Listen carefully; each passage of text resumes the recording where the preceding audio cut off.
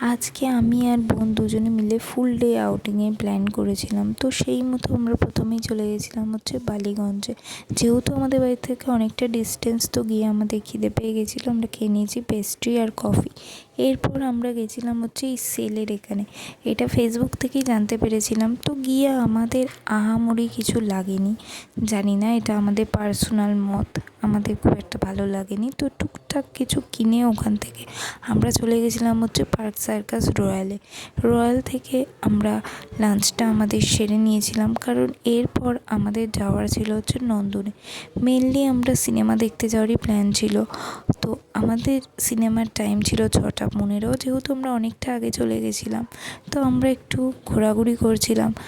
এরপর আমাদের টাইম হতে আমরা চলে গেছিলাম। মানে এই দিনও এত ভিড় হবে আমরা ভাবতেও পারিনি। তো পুরো হাউসফুল ছিল।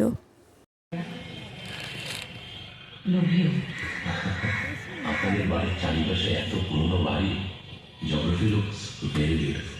লোক না করে উপায় আছে। সিনেমা শেষ হতে হতে প্রায় 9টা বেজে গেছিলো, আর বাড়ি আসতে আসতে প্রায় 10:30।